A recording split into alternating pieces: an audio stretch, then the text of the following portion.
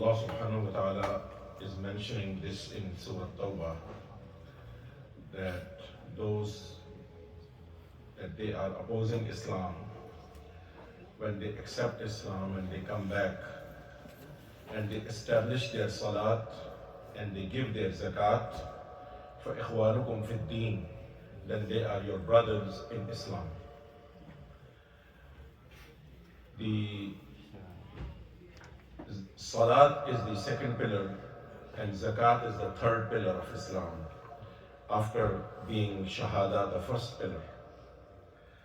And aqimus salah wa atuz zakat. Most of the time in the Quran, these two are mentioned together. And they are together mentioned around about more than 70 times.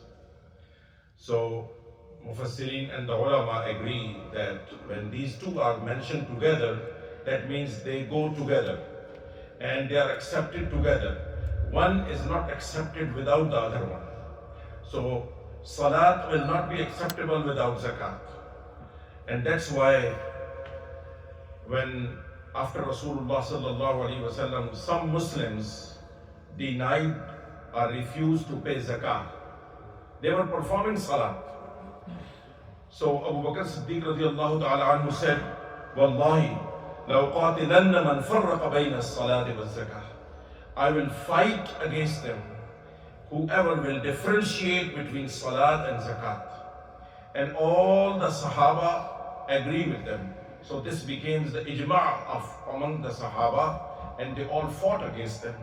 So zakat becomes essential with the salat, and there are many other examples in the Quran when two things are mentioned together repeatedly, they become essential for each other. And that was the ijma', and that is where the third pillar, the zakat, was enforced. And this is the zakat is called al-ibadatul maliyah. This is a monetary worship. So as we have physical worship, spiritual, mental, so similarly this is monetary worship, that whatever we make money, how we worship Allah subhanahu wa ta'ala using that. And we know that zakat is, if we have cash or other values that they are translated into cash, 2.5% of our annual saving or our assets value or whatever we have. With respect to agricultural products and the animals, the calculation is different. But this is how, and this becomes due every year on every Muslim. So after every year, if it is collected from every Muslim who has the minimum, which is called nisab, to the amount of the nisab, then it becomes a good amount of money, and it is a perpetual income. It's not only one time, it is keep on coming every year. And basically, this is a collective ibadah, this is not individual ibadah. Since we don't have any khilafah or any Islamic nizam or Islamic sultan who is responsible, and so we are all doing our zakat individually, but this is not how it is. It is basically the responsibility of the Islamic State to collect the zakat. And that's where Allah subhanahu wa ta'ala ordered Rasulullah sallallahu alayhi wa sallam, خُذْ مِنْ أَمْوَالِهِمْ صَدَقَةً تُطَهِّرُهُمْ وَتُزَكِّيهِمْ بِهَا وَصَلِّ عَلَيْهِمْ إِنَّ صَلَاتَكَ سَكَنٌ لَهُمْ. And Rasulullah sallallahu alayhi wa sallam appointed zakat collectors. They were going and collecting zakat according to whatever was the calculation of a person and bringing it. And Rasulullah sallallahu alayhi wa sallam used to distribute it to the needy people.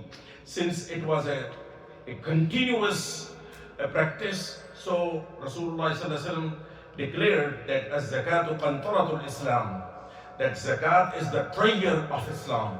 That's where all the financial and economic needs are met of the Muslim community. And subhanallah, it reached to a point in the time of Umar ibn al-Khattab radiyallahu ta'ala anhu, it reached to a saturated point.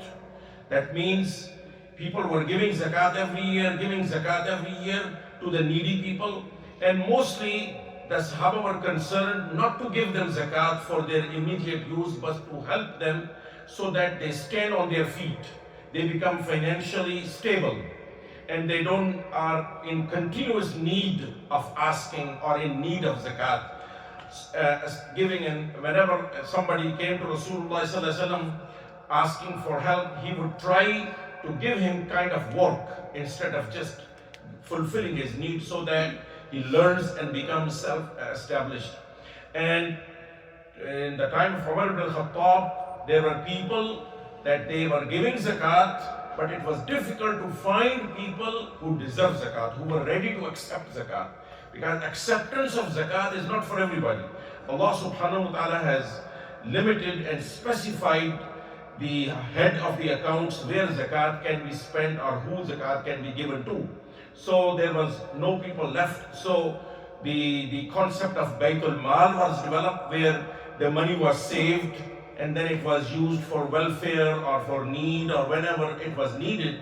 And that's what is. And this is one of the nizam, the system of Islam. And that's what is important. In Mecca, everybody was performing their individual ibadat, more than us, what we are doing. But there was no nizam. The system, the institution was established in Medina, and that's where the beauty of Islam started showing up. And the world saw that yes, this is a system. Islam is a system of life. It provides safety, it provides security, it gives shelter to everybody, and everybody can live peacefully with all their needs met. And nobody is there who is depending on another person.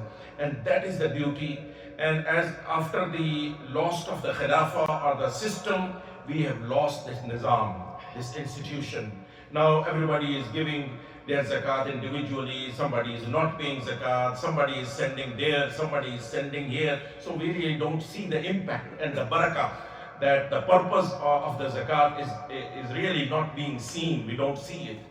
And even if we establish this nizam on a smaller scale, like for example on a Clear Lake level, that all the Muslims, whoever gives zakat, there is one zakat authority, everybody pay their zakat over there and pool their zakat money, is going to be millions just in that area. And the need of everybody needs to be fulfilled. The fiqh rule is that the zakat needs to be spent first where the money is made. If I am making my money over here, I need to spend my zakat here. And once the local needs are fulfilled, then we can send money to wherever. And every area, they take care of their own needs. So this is how the system of the zakat works. And this is a very beautiful blessing of Allah subhanahu wa ta'ala. Now with respect to zakat, there are three dimensions of zakat. One is, it's a worship. That I'm paying money to somebody or to an institution or to a system, and this is, I'm doing it just like I'm performing my salat, just like I'm fasting, because this is a worship, this is obligatory, it has reward. Allah subhanahu wa ta'ala will reward me on the day of akhirah. This is one dimension. The second dimension of the zakat, that it is a social work, but it's not a voluntary social work, it's an essential social work, because it's a part of the nizam. Volunteer social work is not part of the nizam. It's extra work some people are doing on their own, which they can keep on doing besides paying zakat.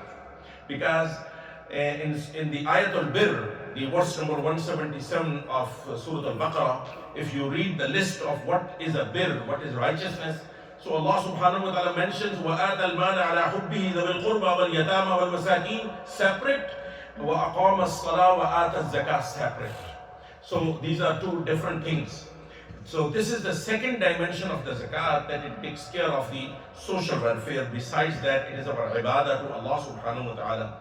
And then there is a third dimension of zakat, and that is because it's the treatment of the diseases of lust and greed and the hunger of making more and more.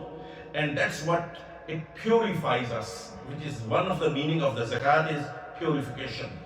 And Allah subhanahu wa ta'ala says, خُذْ مِنْ أَمْوَالِهِمْ صَدَقَةً تُطَهِّرُهُم, so that they get clean from inside. وَيُزَكِّيهِمْ, and this will make them purified from inside. And this is another, that a person who has earned his halal money, his hard work money, and then he is giving it to somebody he does not know. He does not know where it is going. This is treating his disease of lust.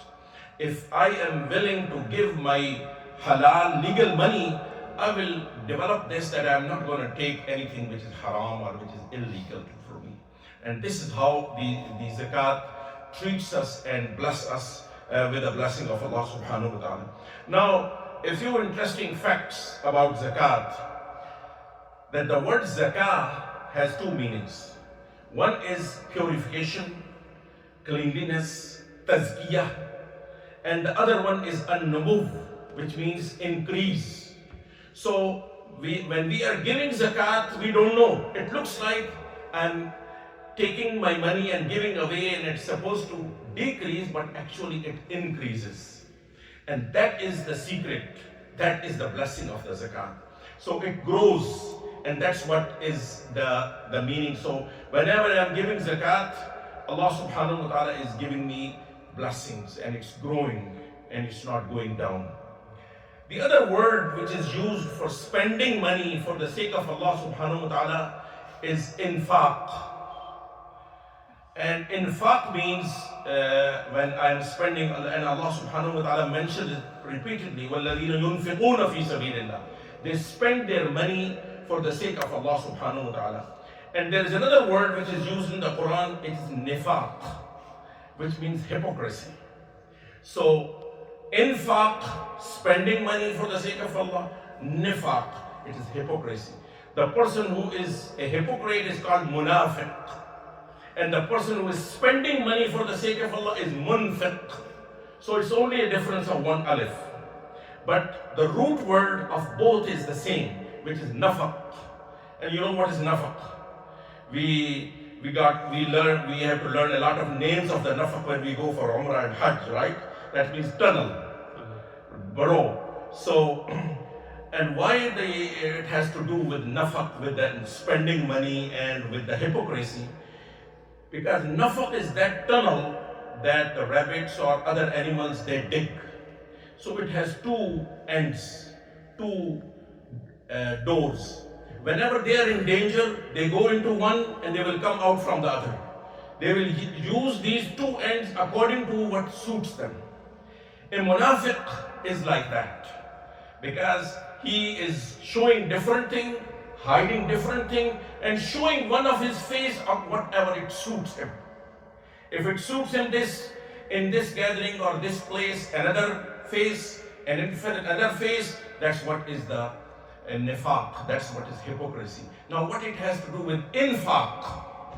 Infaq, how it is related with the nafaq, which infaq means that I am spending money, like zakat, I am taking my money and give it away. Apparently it looks like I am decreasing. But Allah subhanahu wa ta'ala says that ظاهره باطنه الرحبة.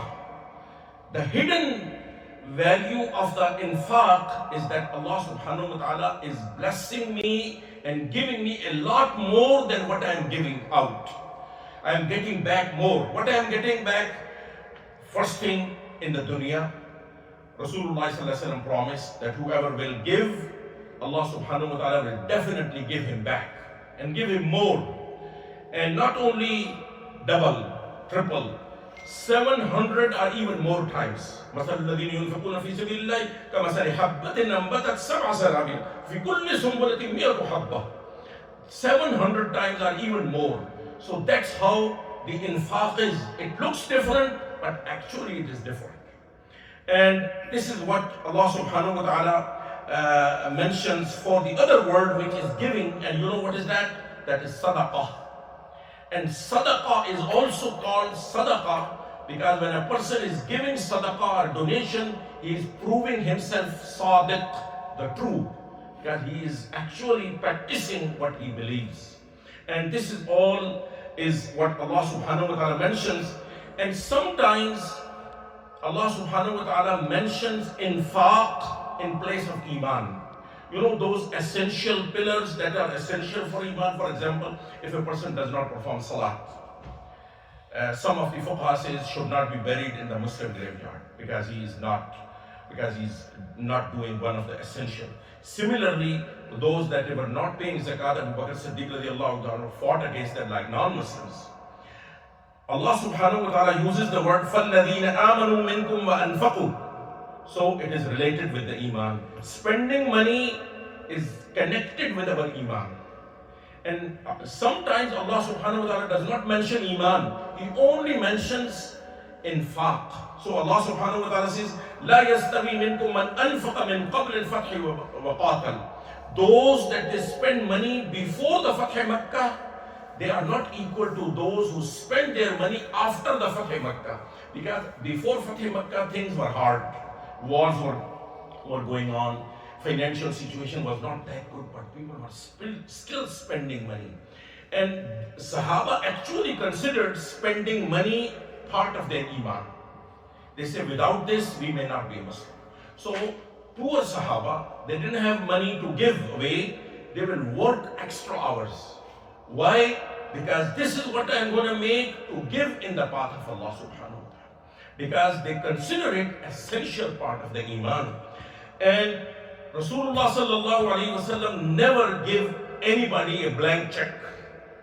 Like, you do whatever you do, Allah will not hold you responsible.